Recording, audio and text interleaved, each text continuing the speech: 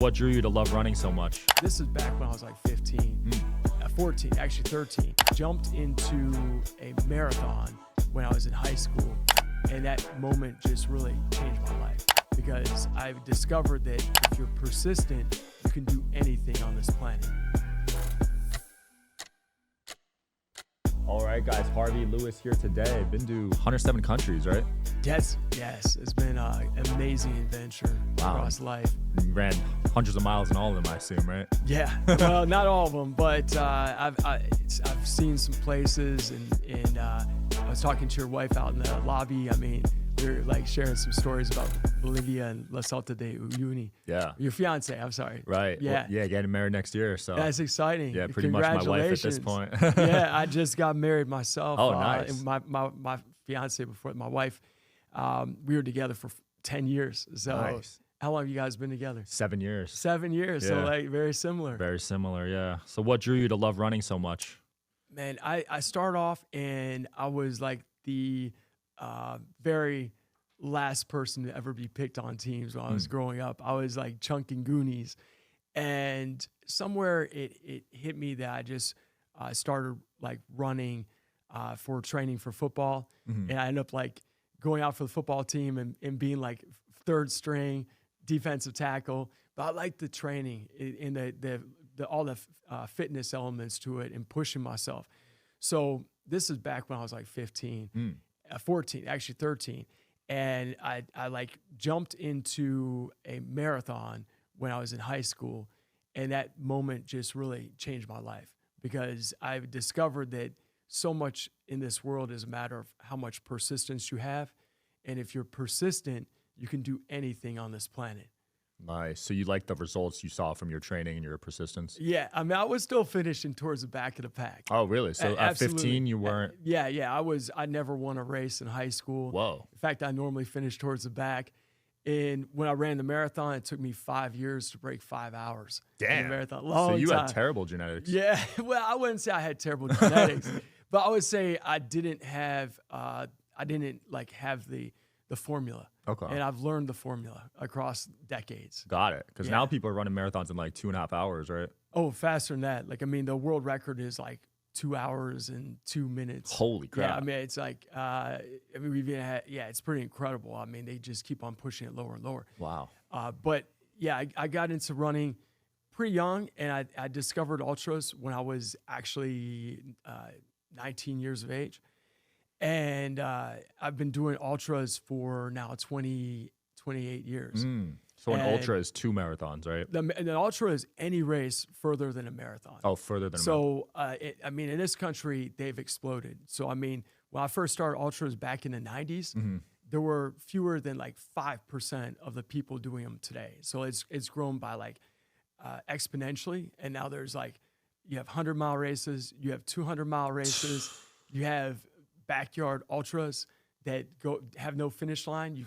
You keep going to the last person standing. That's cool. Yeah, it's I love the sport because it really brings you to it removes all the layers that we have, and it gets you to your inner core. You discover what your purpose is, what your why is. I feel like a closeness with like when you're in that moment of like complete and utter like challenge. And sometimes people refer to it as like suffering or pain. I don't really like to think of it that way, but it really causes you to like dig into your inner side and like think about what is important in the world to you. Wow. Yeah, because you're on your own. It's a very individual sport. It is and it isn't. Like there are times like where you have a crew and like your crew is like your team. Like they basically, like for example, in Death Valley, I run a race that Goggins popularized called Badwater 135. You basically run 135 miles from the Badwater Basin to the portal of Mount Whitney. Wow. And you have a crew that follows you every mile, like in a vehicle or a mile or two, and they hand off like ice or drinks. And so, I mean, without that crew, like you wouldn't be able to like that'd be survive tough, right? Because that's 6 easily. marathons. Yeah. So it's like a lot of times there is a crew, And like, This episode is brought to you by BetterHelp. Give online therapy a try at betterhelp.com/DSH and get on your way to becoming your best self. My fiance Ariel plays a big role in my mental health, helping me realize my true potential. Everyone's trying their best around you, so take time to appreciate someone close to you. I've tried therapy in the past, and it helped me go through some tough times when I was in college dealing with mental health. I was on prescription medication. I actually had agoraphobia when I was in college, and therapy helped me figure out some answers to how to fix that problem. For 2 months, I couldn't even leave my house, or I would have a full-on panic attack. So I love companies like BetterHelp that can get therapy in front of the masses. But therapy definitely helped me get better, and I definitely appreciate companies like BetterHelp because it's completely online and it's conveniently suited to fit your schedule and accommodate life surprises. Fill out a brief questionnaire to match with a licensed therapist today with the freedom to switch therapists anytime for no additional charge. Visit betterhelp.com/DSH to get 10% off your first month. That's BetterHelp, HELP.com/DSH. Check them out now. other times you have even like teammates. Like I've been on the USA team for the 24-hour race where you're running for 24 hours. What? I've done that 5 times, and I've been on the backyard, in the backyard world championship team 5 times for the USA. So for that, like the last one we did, I ran like 316 miles. I had teammates. I was pacing our teammates. We were each like supporting each other with like positive energy. And like sometimes someone would be just falling back and falling asleep, like as they're running. And I'm like, have to grab them and say like, we're going, man. So it's not always like an individual sport. Wow. You have like races where you are teamed up with people too. 316 miles. You ran that in how long? That race is a race where you have to do 4.167 miles every hour. Okay. So it adds up to 100 miles every day.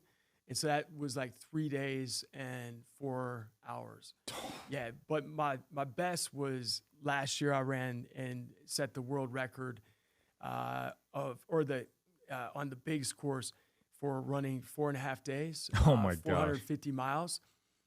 And it was a really, the UFC fighting gets a lot of attention, but honestly, I'd say like ultras are even could be even more badass and require more toughness than even surviving like in the UFC. Because with that, I mean, you're running like nonstop practically. If you finish your loop within your 4.167 miles faster than an hour, you have whatever time that is to this. So you might get like, if you finish in like 50 minutes, you get 10 minutes to like lay down, to like eat whatever you can, and then restart the loop at the top of the hour. And like, I mean, you lose toenails, you have blisters that you have to like sometimes pierce. You have to fight through sleep deprivation. For that race, I didn't sleep for the first 3 days. Oh my and gosh. then the fourth night, I started sleeping like just like 1 minute, 2 minutes, because I was finishing my laps with 55 minutes.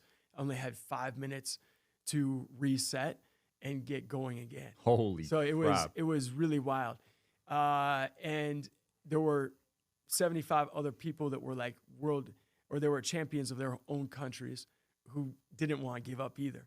So it was like a wild experience, like last person standing. I mean, people were going to like the point where they just were total fatigued and they couldn't walk back to their tent.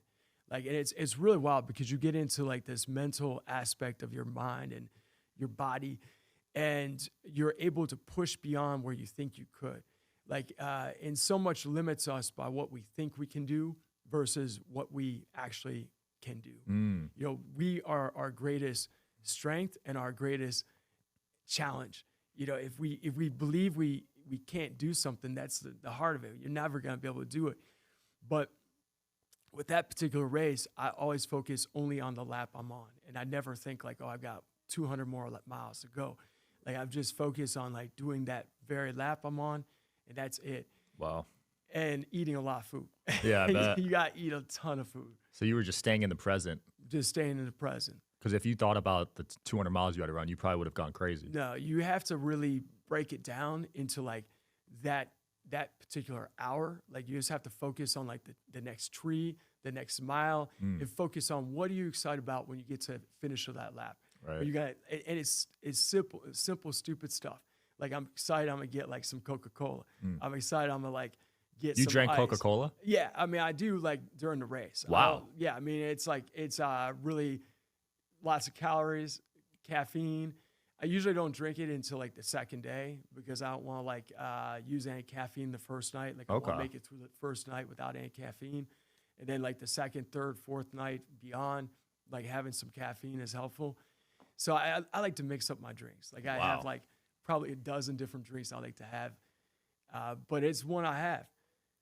That's impressive, man. And you won that race at 48. I'm assuming a lot of the competition was younger than you, right? Yeah. Yeah, I won the race at 48, and you know I think it is really interesting. Like one of the statements you said, go for it. You remember what you said in the lobby? Oh, is running this much bad for you because you're running hundreds of miles? Like, is that actually bad for the body? Right. Well, no, I would say yes, and like that you can accomplish like, and actually what you were saying in the lobby, you were saying is running bad for you, like period. Like, right. You know, and I would say. Like a lot of people don't understand. They assume that running is bad for you, but like there's running, it can be excellent for you, but it depends where you're at. So I mean, for me, I don't have any pains at all, and that's kind of crazy. Like I'm 48, and I just ran like 316 miles a few weeks ago. Yesterday, I ran up and down a mountain in Death Valley. I ran twice yesterday. I ran this morning like 10K in Vegas. I don't have any aches on my body, none. Wow. And so much of it has to do with like what I eat, also what I do with my recovery, and like those are huge elements. So for ultras, on the other hand, I'd say if you're running like 1,000 miles, it might not be the greatest thing. You could achieve the same goals by going out and running 5, 10K, 20K. A half marathon, like absolutely. Even running 1 or 2 miles are amazing.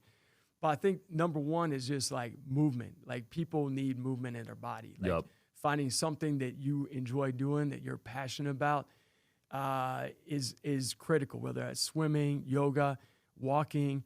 So yeah, it's not like I expect. I'm trying to think everyone should be a runner. Like not at all. But running is also can be good for you if you take good care of your body in terms of what you're eating, in terms of like doing other things in addition to running. Like you can do amazing stuff with running. Yeah, well, there's a lot of evidence that your VO2 max levels coordinate with longevity these days. Yeah, it's well, you know, I have a friend who's 102, Mike Fremont, and we met running, and he's still. He is 102, so he was running really up to 100. The last couple of years, his run is more of a walk, but we still say we're going out for a run. And it's pretty impressive that he's able to do that. You know, a lot of it for me, honestly, has been my nutrition. So I eat all vegan foods. Like I've been doing that since I've been vegetarian since 1996. Wow. Yeah, and I mean, I heard like one year, like recent guest, Billy Carson. Yeah, he said like a vegan diet almost killed me. Yeah. And I was like, that just drives me crazy because honestly, in America today, really our obsession with like animal protein is and also like sugary foods is really what's killing Americans. And so I feel like people ought to really do their own research and get more into it, looking at like actually quality sources of evidence. And I don't expect every American to become a vegan, but the big deal is that if you can like move your nutrition more in that direction. So maybe like every morning for breakfast, like my friend Jesse Itzler, he only has like fruits and like simple like plant-based things at the beginning of the day, all the way up through midday. Or incorporate a couple days a week where you're eating something vegan, or like just looking at what you're eating in terms of what your nutrition is like. If you are eating meat, like is that your main go-to in your plate? It's kind of interesting because in America we've been so conditioned through like the media, or not the media, but like marketing, to think that we need to have some meat with every meal. Right. And it's like, there's a lot of inflammation with like dairy, for example. The dairy industry has, I'm a teacher, and like even in schools, you can't even serve a plant-based milk because of the influence of the dairy industry on Really? the USDA. Yes. So, I mean, there's some really big shifts that I hope are going to be happening also in schools, but you're seeing in a grocery store. Like half of the like possible things that people are drinking now are like oat milk, almond milk, and it makes up almost half of like what is sold in the grocery store today. And like when people start thinking about it, like and learning more about what really this milk is designed to make a small calf, a gigantic animal, and you can get the same benefits of like oat milk by drinking. Like it has like the same proteins, calcium, vitamin D, those kinds of things, and you don't get the inflammation that you get in the dairy. So, I mean, I started this in the 90s, and I'm seeing a major shift in the last 25 years in our country and around the world. Yeah. So it's nice to see that from my vantage point, but then I also hear like your guests coming on and saying like, and I think that probably what happened, a lot of people, they may just eat only, I've never heard anyone having any issue unless they're not eating enough calories or they're only eating like cheese pizza at every meal. So, if you're not diversifying yourself to a degree or like educating yourself with anything, you could have like, not do as well as you would do otherwise. Yeah, I was reading the comments. That one really blew up. It had like 8,000 comments, right, like 10 million views. But yeah, he travels a lot, so it could have been just an issue of it's hard to eat healthy when you're traveling too. Yeah, and so that's one of the things when I think really helps actually also when you're like dedicated to eating a certain way. Nutrition for me, like traveling, I traveled to 107 countries. And what I do is I always bring a couple snacks with me in my bags. And then it causes me to like search out better foods. So for example, when I was in the Azores, I was on this small little island, and like the first place I went into, all they had was like burgers and fries. And I like pulled up on my phone. I'm like, I'm not gonna eat this stuff. Obviously, there's nothing I can eat here. Yeah. So it caused me to go to another place. It was like a kilometer away, and like they had amazing like vegetable soup and like some vegetable like paninis and like all sorts of great things that I wouldn't have gotten had I just been like lazy about or I hadn't been like focused or dedicated to nutrition. Right. So it's like it causes you learn a lot. I mean, there's a lot of like it's far more easier today than it ever was before. But when you dedicate yourself to it, you start to like you find where these things are. Yeah. Like there's apps, there's all kinds of ways that Seed Oil Scout's a good app. Yeah. I love that app. Have you seen that one? No. So it tells you if the restaurant is using seed oils or not. Really? Yeah. Yeah. I've only heard a little. I saw a billboard up yesterday. Oh, they had a billboard? Yeah. There was a billboard about the seed oil. Oh, I saw that one. Yeah, in Vegas. Yeah, in that Vegas. Mexican restaurant. Yeah. Are you big on seed oils? Like, do you have an opinion No, on that? I'm not. The only thing I've personally like saw some stuff online about seed oils, like in relationship to the sun, like sunburn, right? Sunburn. Yeah. I don't know if you have anything to add about that. No, I've seen that. Yeah, if you eat seed oils, there's a greater chance you get sunburn, basically. Something like that. Yeah, I can relate to that. I mean, I used to get sunburnt a lot when I was eating really bad, so maybe there's something to it, but who knows? I don't know. Yeah, it's just one of those things. Like, I feel like that there needs to be some like research. Like, people need to look at like legitimate sources. Yeah. And like with seed oils, like I don't think that I definitely like think that there's some benefits or disadvantages in looking at that, but like I saw a lot of misinformation online about people get skin cancer because of like seed oils or something like that, and I just feel like that's something that is important to like you look at the science behind. Yeah. And like so I mean I go to a dermatologist. And like, I personally, I'm in the sun, like in like, for example, Death Valley, all this sun exposure. And I feel it's really important to, also just be mindful, like to cover up from the sun. Like, I mean, I still get out there. I love the sun, but I also don't be oblivious to like that the sun does cause cancer to people. I mean, if you're in Australia, you're gonna get really messed up. Oh man, I went there and my skin was peeling off my face. Seriously, Yeah, I was getting wrecked. Yeah, I didn't even think about that, but you're in the sun all day. You got guys like Brian Johnson staying inside all day because he's scared of the damage from the sun. Have you seen any sun damage from your dermatologist? Absolutely. Like, yes. I actually got skin cancer. Oh, you did? Yeah, last year. Damn. I had melanoma, or actually last spring. And I had it removed, so it's fine. But I was really surprised because I'm someone who's like darker complexion. Yeah. I like get dark very easily. But I never have been really focused on like covering up. Like, you know, it's like no big deal. I would go to the beach. I wouldn't wear sunblock. I go out running. I wouldn't purposely try to get a lot of sun, but I also wouldn't avoid it. And I mean, even when I was younger, I can remember like going and like tanning a couple of times, just like, the tanning bed. Yeah. I mean, I think it's stupid now. Yeah. But like, I was like, 23, whatever. I was like, oh yeah, I'm like, yeah, that's so stupid. Being tan was like attractive at that age. It was attractive. And it's like now is like, I'm so much more aware of that. Is like, it makes so much sense to just cover up, like, wear a hat, wear a shirt when I'm not always wear a shirt. Like, I mean, I went out running yesterday morning without my shirt on, but once it gets to like a certain time of the day, like 9 or 10, right, I'm going to cover up.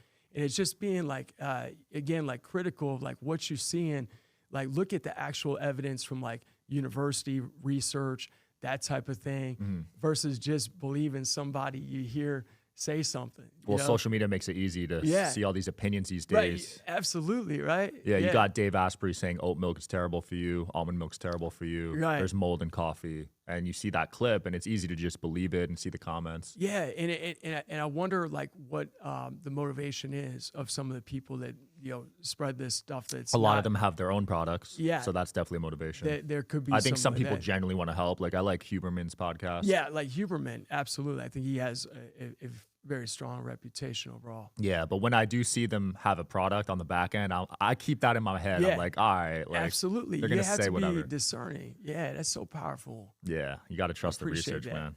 You got any rivalries in this sport? You probably race against the same people all the time. Yeah, absolutely. But they're like friendly rivalries. So I mean, going back across it's kind of crazy. I've been running ultras for like 3 decades. And like I've hit my peak like literally in just the last 5 years. Whoa. Yeah, the last 3 years I was ranked the top 10 ultra runners in North America. And it's kind of wild because I never came close to that in my 20s or my 30s. But it was just like continual like perseverance, like continually developing myself, learning like how to train smarter. Yeah. Like the nutrition aspect, all of that contributed. But my rivals are also my friends. It's like you can't reach your pinnacle without having people that challenge you, beat you, and then you have to come back and try to beat them. So it makes you a better athlete. Absolutely. Right? So are you the only vegan in the top 10? No. Like Jim Walmsley is number 1 in the country, and he is a vegan. Wow. Yeah. Okay. So I mean, it's not like it's some rarity. In fact, within ultra running, I'd say probably 15% of the runners who are at the top level are vegans. Interesting. Or vegetarians. Absolutely. Wow. Yeah. There's a guy named Andrew Glaze. He literally runs 100 miles a week. He's done this for like 4 or 5 years, and he's vegan. Damn. Like one of the things is like recovery time. So like I said, yesterday I ran, I went to Death Valley. I went out to the Badwater Basin, and like most of the people, they're getting out of their cars and they're walking out like maybe a half a mile, and then turn around, getting back in their car. Like I run all the way out to the middle of that salt pan. Yeah. And then I'm gonna run back. That's what I did. Before I go to bed, I ran up a mountain Saturday night. Right before bed? Yeah, like right before I go to bed. Isn't your heart rate still going afterwards? No, I calmed down. Okay. Yeah. It's like just natural to me. Like it's become ingrained into my habits. Got it. It's like I run twice a day, like every day. And I know people like that are ultra runners, like my friend Ed Rizzo. He's like 86. I met him at my first ultra. He's still doing this, like at 86. Like still, like he's not doing 100 miles, but he's like 50 miles. So it's quite amazing what you are capable of if you don't abuse your body like with other things. Like, I mean, you see it every Yeah. day, right? So, yeah, it's there. It has like, I think my experience can be impactful to anyone listening to the show, because you can always get better at whatever you're doing. It's like Dave Ramsey, he talks about it's never too late to start investing. I mean, you could be 70 years of age and like you may be a smoker, you may be a drinker, you may be someone who never gets out and exercises. You could like change your life dramatically by changing some of those habits today, and also by like integrating some sort of fitness into your like your lifestyle. Right. And it's like the impacts. I hear people say all kinds of excuses. Is like they don't want to do it, but it's like they don't realize like it's not just you're gonna live longer. It's like the quality of your years, what you're gonna experience with the time you have here, and like how you're gonna feel. Every aspect of your life will feel more energized, and you'll feel just better physically, mentally, spiritually by engaging in these activities. 100%. On days I work out, I can notice the difference of my mindset. Right? Like It's I am huge. way more optimized. Yeah, it's absolutely huge. Yeah, it's like I wish I could like have a couple days with every person I see that I'm like, well, like get a wrestle them like into a different direction. 100%. Yeah, because there's a lot of mental health. I'm sure you're seeing it because you're a teacher, right? So I you am a probably see teacher. it with your students. Yes. But if they just worked out more, got outside in nature, I'm sure that would help them a little bit.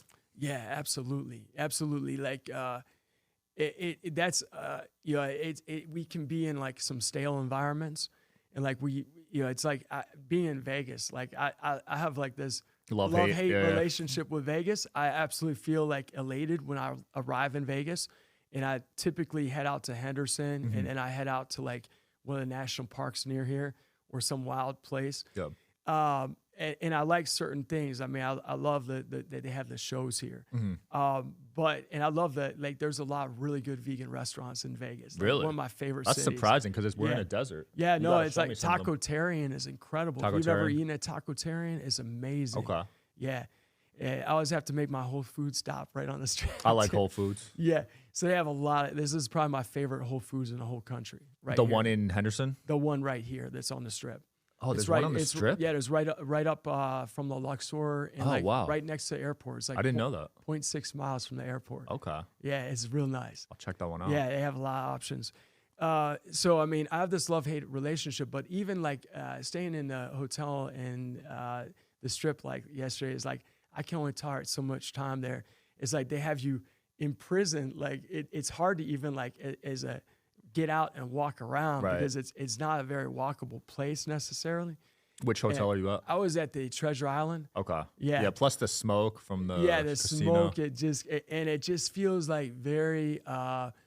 It's like the furthest you could come from like being in nature. It's like you're in this like it feels like Dubai today. Yeah. There's Like, lights Dubai everywhere. is like very much like we've created this artificial world, and I mean I feel like a lot of people don't spend much time outdoors or like even in like your backyard, local park, something like that. I mean, that's always going to make you feel just better. 100%. It's always going to make you feel better. Yeah.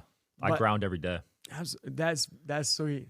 Yeah, that's Big. sweet. You know the Stanford, I don't know if they still do this, but the Stanford track and field team and the Yeah. cross country team, they used to run barefoot. Yeah. There's been a lot of like evidence that's powerful. Like one of the things about running really far is you have to have good form.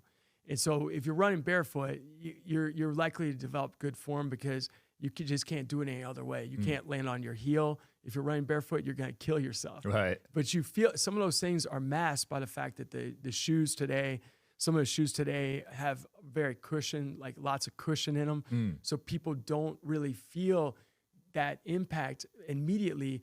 And then it's masked. And then like a week or 2 weeks or like just what they're feeling in general, their knees, their back, they hurt because they're the way their form is. Wow. Yeah, it's a true thing. So the shoe's super important then. Shoes can be really important. Yeah, I wear Newtons, and I really love the Newtons because they're like they have cushion, but they're also like designed so that you land like you're barefoot running and you take off.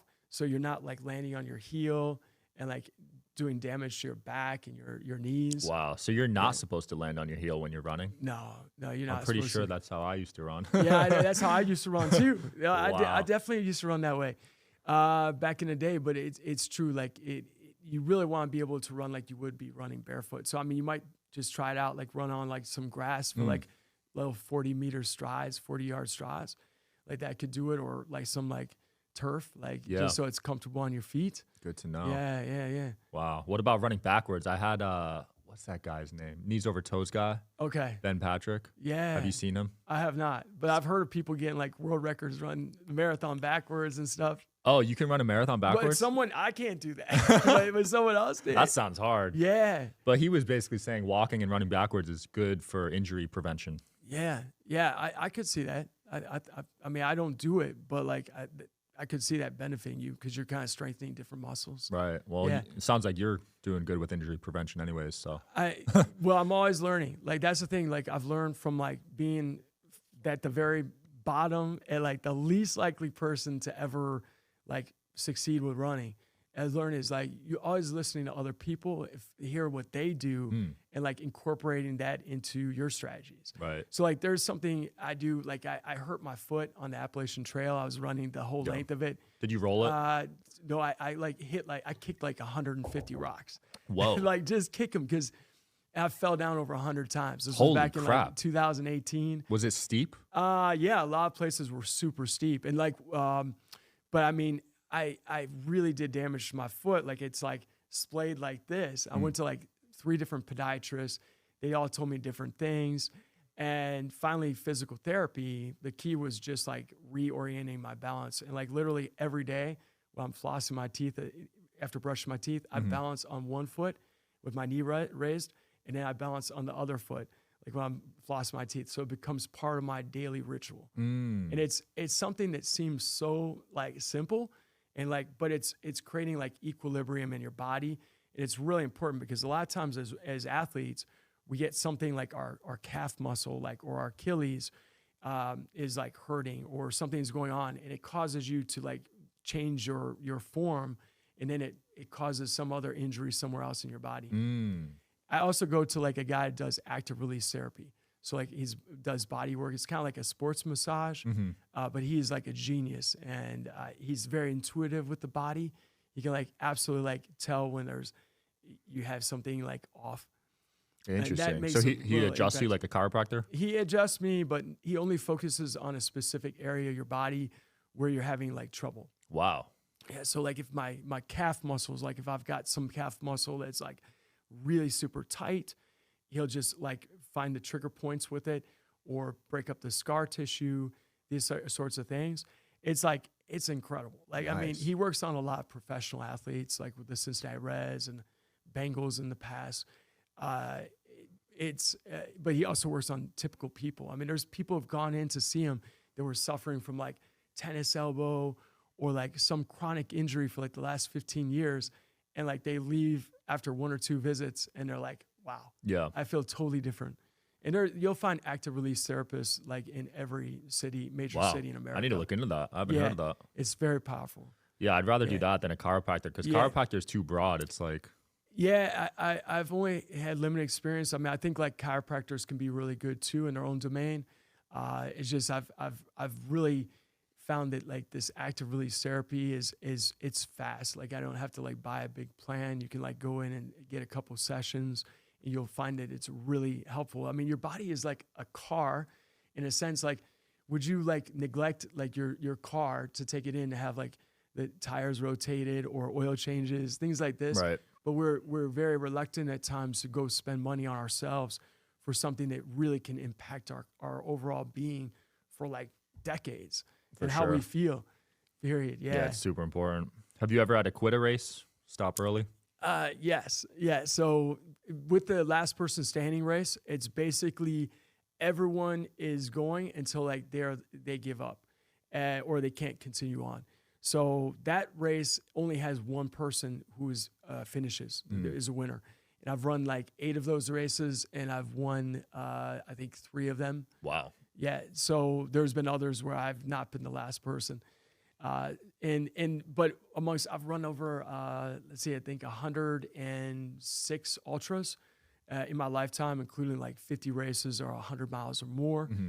And the one race I didn't finish was back in 2010. I didn't finish a race called the Spartathlon. The Spartathlon is this epic race that goes from Athens to Sparta, and it traces the route of Phidippides. Phidippides is a famous Greek who we know the modern day marathon from, because he ran in like two marathons to like announce the victory. But he did this other run, was 153 miles to Sparta to try and get the Spartans to help them in the battle. And so I did this race and I didn't finish it. I made it to about 116 miles. I had all of these forces working against me. Like our flight had emergency landing in the UK on the way over. Yeah, people were hysterical. Like we went from 30,000 feet to landing in like 10 minutes. Holy crap. Yeah, like the pilot's like, if anyone has any laptops are on, please turn them off. Like they thought there was a fire on the flight. So that I didn't get to the race until like 6 hours before it started. And there were some other things. I ran the race too fast. I was like in the lead with some Brazilian runner, and I didn't pace myself. So, but what happened from that race is I took away a lot. So it's when we get knocked down that we oftentimes learn the most. Yeah. And I learned that I never want to quit. So that's the last ultra I've ran in 2010, where it's actually like a race where there's you have a finish line that you can't I didn't go to the finish line even though I had the opportunity. And really I told myself I didn't think I could make it when I got to 160 miles. And I thought like I did the math in my head, and if I would have kept going, I would have just made it after the time cutoff. And I didn't want to risk, I think, failure. Like I was really not wanting to risk like putting all that energy into it and then possibly failing despite all that energy. But I learned afterwards. I went to the finish line. I was watching these runners come in, some of them like looking as haggard as you could ever imagine, like just with the last ounces of their energy, making it to the statue of Leonidas and touching it. And I learned in that moment, I was like, I don't ever want to quit again. So the only time I would ever quit is if I had like a medical emergency or I get timed out. Wow. So like with the Backyard Ultra, I've gotten timed out. I also do this crazy race in Tennessee called Barkley, which is like a famous secret race, sort of secretive race that happens in Tennessee. In that race, I have not finished either. So there's very few finishers of that race. Only like 1% of the runners. What makes that one so difficult? You have to navigate. You have to find your way. Whoa. And find these books that are hidden in the woods. What? Yeah. So you have to climb the equivalent of Mount Everest 2 times. And it's quite wild. Holy crap, Mount Everest. Yeah, well, you have to go up and down the equivalent of Mount Everest 2 times, like 67,000 feet. You have to like find books that are hidden in the woods. So there's like 12 to 14 books. It's like a scavenger hunt race. It's kind of like a scavenger hunt. There's the famous, iconic race director, Laz Lake, this guy with this motley beard. And, he's been doing this for ages. And he sets out like the directions on like how he gives you these cryptic directions on how to find the books. So it's like you go to the upper point, you gotta find a certain type of tree, and there's gonna be a rock that's the size of a Volkswagen, such and such meters away, and then you gotta find it underneath like the edge of the rock. So I mean, it's very difficult to find. So that sounds harder than the actual running part, just like finding it. It is. It really is. And a lot of times it's like very crazy in like that area of Tennessee. Like there's a lot of like fog, and it's it's in spooky. Like March, and there's only 40 competitors. Damn. Yeah, Plus the elevation's no joke. Yeah, I bet, it's right? no joke. I mean, it's basically all sorts of people have tried to run this race, including like special forces. And most everyone gets really messed up. Yeah, because I mean, just climbing Everest, so people are out of breath. So imagine running. Yeah, but last year, or this year, in fact, we had our first female finisher. Oh, whoa. Yeah, Jasmine Paris. Shout out to her. It was pretty incredible. And that's another thing within our sport is we're seeing like women are in many cases running equal to men or superseding them. In fact, I mentioned the Appalachian Trail. and another like ultra runner, Tara, another ultra runner, she actually got the fastest known time on the Appalachian Trail this year. Really? Yeah. Out of women and men, or out of all men and women. Holy crap! Yeah, yeah. So I mean, it's pretty amazing. On my team, for the last person standing, we had Americans. We had 65 different countries, and one of our 2 finalists was a female. Interesting. Yeah. So I mean, it's pretty amazing. When I started in this sport back in the 90s, I knew it from the beginning. Like I started seeing like. A famous runner back then was Sue Olsen, and she ran in Minnesota with me, and she would win the race, like beat all the men. It was pretty incredible. This was back in the 90s, but it was only like shared like limited amount. Like not that many people heard about, only if you lived in Minnesota. But I mean, I think that more people are hearing about like women like Courtney Dauwalter. You know, it's just she did this Fiji 100 or Mount Fuji 100 miler this year, and she came in, I think, 2nd overall or 3rd overall amongst like a field of like hundreds of people. So yeah, it's so much is in your mind, your mental capacity, your mental mindset, and gender has less of an advantage the further you go in these races. That's really interesting. It's very I wonder true. what's going on there, because the sprints, men are obviously better, but as it goes on, I guess the playing field gets more equal, huh? Yeah, absolutely. That's interesting. Yeah, it's wild. Have you done an Ironman? Yeah, How I've done a that? couple Ironman. It was kind of, I like the aspect of changing what you're doing.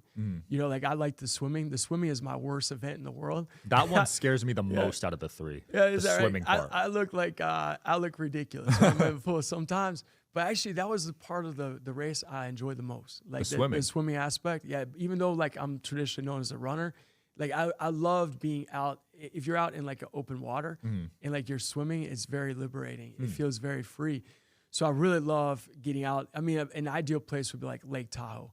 Like imagine swimming in that beautiful water where it's crystal clear, or like in Greece, like if you're out swimming between islands. I've been there. Yeah, it's beautiful. Beautiful. It's so incredible. Yeah, absolutely. It's unbeatable. It's so amazing. I did this adventure where you swim between the islands. Wow. Yeah, it was so cool. And I'm not a very fast swimmer. My cousin like was having to go back and forth, like in front of me, waiting for me. But I think that's the thing, is being open to doing new things and also growing. Like don't be stagnant. Like always researching, finding new ways to like improve yourself. Like the people probably listening to your podcast like to do. You know, it's like it is a big aspect of what I believe in. Yeah, I love that, man. Mindset's important. Yeah, and it's with teaching, it's another thing. Like I try to like really instill in my students is like, I think with teaching today is like I don't only think about like my curriculum. Like I think about character as well, and also about like a million other topics like health, and trying to really help kids to like, grow into like whatever dreams they wish to pursue. But I mean, like there was a guest I was on the show like recently. I don't know, you maybe can like help me with their name. I just happened to catch it, and they said something like, I think I wrote it down here. It was like, schools are teaching lies about America. And I was like, what in the world is this person talking about? Do you know what I'm talking about? I've had a few guests with that it was theory. like the guests in the last couple of weeks, it was someone said something like bash in education. I was like, man, most of the teachers in this country would die for their students, literally die for their students. I mean, you look at like, and education is not perfect. Like it absolutely isn't. We could absolutely grow. Yeah. But there are a lot of positive things that are happening in education in this country. Amongst every single student I don't have a single student that I don't like love. Really? Absolutely. I mean, I have some that give you a little like extra edges, but I absolutely love one of my students. And like my class today is incredible as any class I've ever had in my lifetime. What are you teaching? I teach financial literacy and AP government. Okay. Government is and AP government are my primary like classes. Interesting. I was teaching financial literacy up to last year, but like the curriculum, for example, that's all adopted by the state government, and so I mean, like we've had some real benefits that, COVID was a really rough time, no doubt about that. And it was difficult teaching as well, because you can't really get the same effect of like teaching online person, I feel, as you do in person. Yeah. But since that time, like I teach in a public school. In our district, we have tablets for every student. We have like the technology that is available today versus where I started, even in like 2001, when I started teaching, I was still using a chalkboard. Like, wow. I mean, it's kind of crazy that advancement has happened in like 25 years to where now, our kids have access to that. Our kids don't have cell phones in our classroom. Like the state of Ohio has passed legislation so that there are no longer cell phones in the classroom. I actually like that. Yeah, I do too. Like I always had like a board where kids would just put it up there when they came in the classroom anyway, so it wasn't They won't an be issue. able to focus with those. But now we have a pouch that they put it into every day, and I've had like 2 students challenge me on that, and like that's only happened one time and then not again. So it's like kids today are not like these dragons that some kids are, and the teachers aren't either. Like I mean. Although I do have a little inner dragon that I sometimes pull out when I'm like my spirit animal in these crazy races, right? But like, I mean, I'm around teachers, and all my life I've taught in public schools, and I started off in a school that was a really challenged school 25 years ago. That like it was the resources just weren't there, but that's another thing in our country. Like everything is really diverse in terms of resources. Like I teach in a public school in Cincinnati, but we have a strong tax base. If you go out to a rural county like Vinton County in Ohio, like those kids have very limited tax base. Right. And like if you're in Kentucky, teachers make like maybe 60% of what I make because of like the way that they fund schools there. If you go to Mississippi, it's even worse. So I mean, so much is, and it's not just about funding, obviously. But that could be part of the puzzle. And it's not just about teachers, although, you may have like a couple bad teachers. Yeah, but that's in any industry. Any industry. But the bulk of people that are there, they're there. I see them there every single day because they care about kids. And like, that's the truth. I don't doubt that. I don't doubt that most teachers want the best for their kids. I think a lot of the complaints I'm seeing is the actual material that's being taught. Yeah, that's really interesting because the material, by and large, is being produced by the state government. And like I think the biggest critics on that are coming more from like the conservative end. Yeah. And like Ohio is a largely Republican state.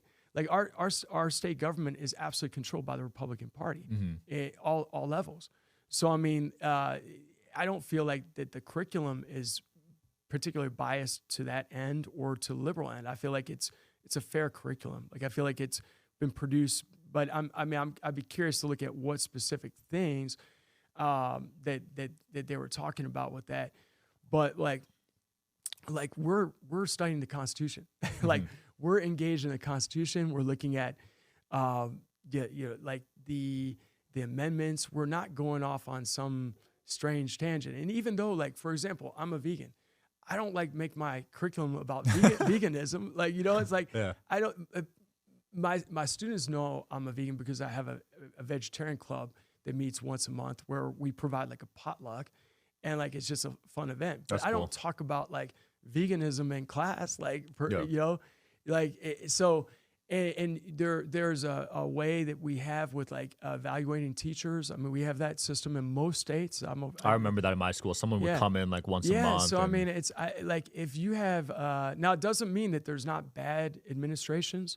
There's not people that get I've seen crazy stories out there too, but those crazy stories I feel are the minority. Right. Like by and large, most teachers are trying to like instill like follow the curriculum, and I mean, yeah, I don't know, like I feel like there's been more involvement in the last like 8 years, 10 years, 6 years in terms of like school boards. Like a lot of people are getting, I need to go find out what's going on in the school board. Yeah. There was never that before when I started teaching.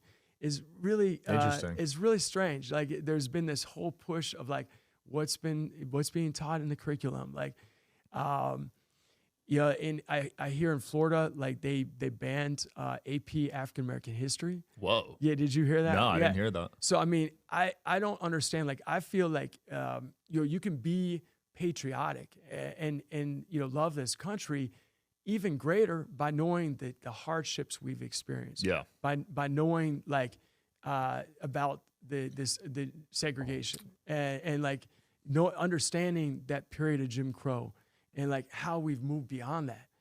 So I don't understand how that like would injure like one of my students' feelings or make one of my other students feel like a victim. It's like the education I received or that I feel we have today is even better than it was back when I was in school. When I was in school, if you would have asked me, like, for example, and I'm social studies, so I'm not talking about other subjects, but if you would ask me about like who was like, I was asked by one of my neighbors like about a history project for their child, and they said, I remember this question coming to me when I was like a junior in high school. They said, my kid needs to do a research on an African American figure. And I was like, I only knew two people. I was like, MLK or Rosa Parks. Yeah. And like, I was a junior in high school. That was it. So I feel like that education back then was much more Eurocentric. And like today, we're much more looking at sources from multiple perspectives. Yeah. So, I mean, that, I think is important. Like, I mean, it's important to have like, to fill in the story with more than just one source. It's cool to see your perspective on this because I've never had a teacher come on and give their perspective. I've had on a lot of guests criticize the public education system. Yeah. To be fair, those people are entrepreneurial in nature and they're not really meant to fit in the public education system to begin with. Yeah. You know what I mean? And I love entrepreneurship. Like, see, also financial literacy. After the Great Recession, like the state of Ohio adopted curriculum for financial literacy. So we actually teach financial literacy, and I did not get that growing up. That's cool. I didn't get that either. Like I didn't know about investing. I didn't know about like. So they teach that in high school? 100%. Wow. We teach that. I mean, like I very much care about like students knowing about like the risk of debt. To know about like. I bring in entrepreneurs into the classroom, and I love that. Like, I love bringing those people in, and every kid in America should get access to that. So I'm not up to date on like researching every single state. So yeah, I do believe every single state must have like financial literacy into their curriculum. You shouldn't be allowed to graduate high school if you don't understand compound interest and like the other basic models that everyone can benefit from. It's as important to your life as like health, to understand your financial health. That there's absolutely they're paired together. For sure. What do you think of the SATs? And a lot of universities use that to determine if someone will get in or not, right?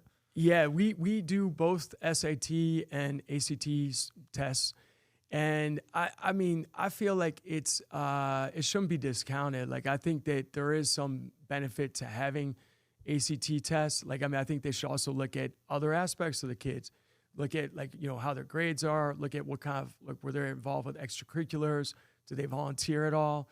Did they get any, did they have some strong letters of recommendation? So, I mean, I feel like there's definitely a full puzzle, but I wouldn't like totally eliminate testing altogether. Like, I mean, I know a lot of teachers complain about testing. Like grading it takes a while? Well, like just that we move our curriculum just towards testing. So like I teach, like they may say, I don't want to teach the test. Like, but I do feel like it also to me is like a race. Like I prepare to run a race like in Death Valley every July. I've done it for the last 13 years and run the Badwater 135. And for me, that Badwater 135 is an indicator of how I'm doing in terms of like my athleticism. So like this last summer, I didn't have my best Badwater 135. So I went back, I want to redraw what I'm doing and go back at it. Right. And I feel like for us, with my class, we have a state test that it's the last one that high school kids take. And it's on government. So it's all about the Constitution. And my kids, they've done really well in it. They perform way above the state average. And I feel like it's important for them because we have a goal of where we're getting to. I mean, that's not our only goal. Our goal is for you to become productive members of society, to like be educated on like the Constitution. Mm-hmm. But also, this is one of our goals out there. We want to do well on the state test at the end. So we had like 91% passage, but I want to have 100% passage. So it's like, but I feel like, you know, the ACT, SAT, there's some potential value. I'm not as familiar about the SAT as I'm the ACT. Yeah. But because I went to college in state. Actually, I went to Minnesota, but I only need my ACT scores for that. Got it. But I want to eliminate them altogether. I think they're a valid, like they could be another valid point to like look at the full picture, you know. Yeah, I can agree with that. Yeah, they're so long though, 4 hours. Yeah, God damn. That's true. Yeah, I mean, I'm not like it's not like I love them. Yeah, but I also see some value if you didn't have any testing whatsoever, and you only relied on student scores and like curriculum. I mean, I'm sorry, they like extracurricular activities, like their essays, letters of recommendation. I mean, I feel like some of the students, they actually get scholarships through those tests. the high scores. Yeah. So I mean, I've known students that have gotten that come from like a disadvantaged background, that have been able to like get somewhere because of their test score. Oh, nice. So I mean, that's one other reason why I see it. But I empathize. I mean, I don't think that should be like the whole piece. Like, okay, we're just gonna look at the test scores. No way. 100%. Yes, you said you had a bad race in Badwater this year, and then you ended up running it twice, right? Yeah. So basically, I was running like I ran this race, and it's 135 miles. It's like 120 degrees, and it's extremely hot. So you're just like beating your body. And normally I never get like as tired as I did this time at like about mile 35. I was just really getting dehydrated. I worked through that. Then I made it to about mile 100 some, and I like literally just staked out, which means I took a break from the race. I went and cooled off, and I came back, which you're allowed to do within the rules. But I wasn't happy that I did that. Like when I came back, I felt revived, but I also was really like kind of mad with myself for not fighting through that fatigue, because I felt like mentally I had given up. Like I had more in me, but I didn't want to go to that place where I feel that extreme discomfort. Got it. So I was like, but it's also an enlightening place. And I didn't want to like, when I restarted the run, then about 5 hours later, after like cooling off, getting a nap, etc., I felt really fresh. And I was running up the mountain, Mount Whitney. I made up about 3 or 4 miles up the mountain. And I just had this epiphany hit me like, that I want to go to the finish line, and I want to turn around, and I'm just going to run right back to the start again. So it's going to be 270 miles. I didn't know if my crew would be agreeable to that. So when I got to the finish line, I basically told my friend Judd, who was my crew chief, I was like, hey, what do you think about turning around now and just going back to the start? He's like, well, I don't have anything else going on, so let's go do it. So one other crew member of mine, Isaac, he jumped in, and like they helped to crew me. Like they've just like drive down the road a couple miles, and then like I would just get drinks out of the back, etc. But it was kind of wild because that's a race I've been running for like now 13 years. And I never turned around at the finish line and ran all the way back. And if I would have said that at the start line, that I was going to go all the way there, 135 miles, turn around and come back, I would have said, hell no. Yeah. Like, absolutely not. But something happened, and it just like tugged at my inner like spirit to like just do this. It was difficult. It was really tough, especially the last like marathon, because it was going back to the hottest place in Death Valley. It was over 120 degrees. Jesus. And it was a wind into our face. So it was like hot wind. It was really hot wind. It just like goes right across that hot black pavement, and it just heats you. And but it's what's exciting about this stuff is when you think you're at your end, you're not at your end. And you have a way to like pull more from yourself. Now, it takes like nutrition. It takes like pacing. It takes like sometimes you have to stop and like stretch or do something like that. But there's more within each of us than we ever dream. Yeah, you remind me of David Goggins, man. You guys are machines out there. I love David. I mean, I think he and I are different individuals. Like we're both really hard, as he would say. Right. Like I would love to go to the end with him, but we both come from a different strand. Like he's gonna come at you and say, "You gotta get going right now," and I'm